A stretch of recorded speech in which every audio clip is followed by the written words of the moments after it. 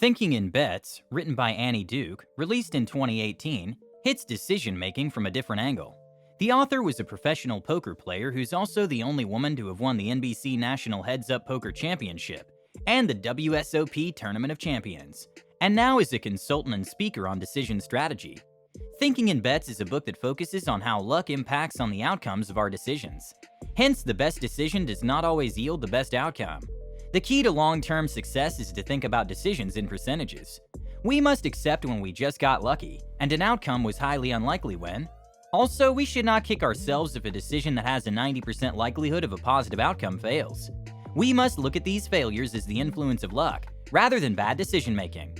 Here are the top 7 lessons from Annie Duke's Thinking in Bets.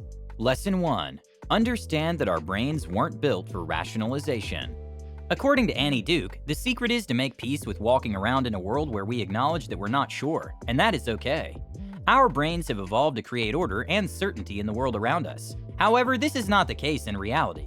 Luck plays a significant role in our lives, and ignoring the importance of luck might be more comfortable, but is undoubtedly less rational.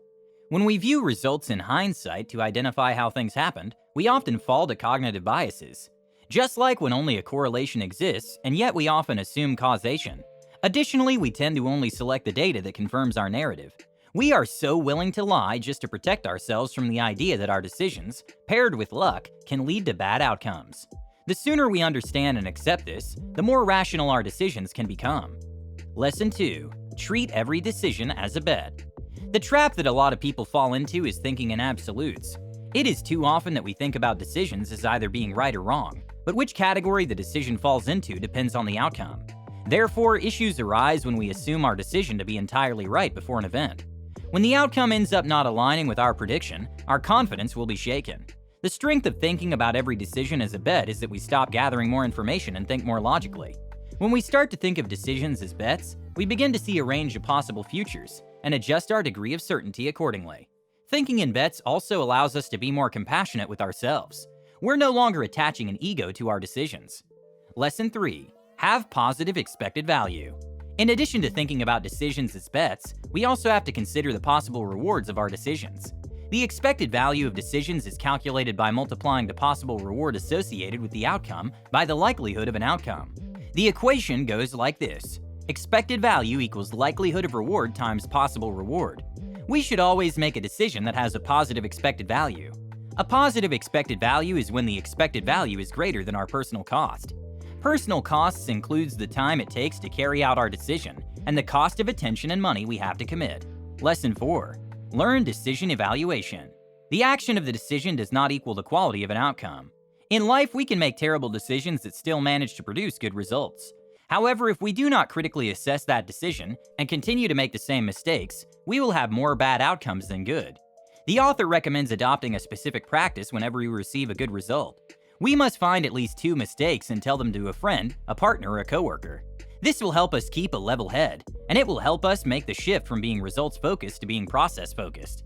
It is much easier talking about mistakes we made en route to a good outcome than admitting mistakes that led to a loss. Lesson 5. Avoid making comparisons.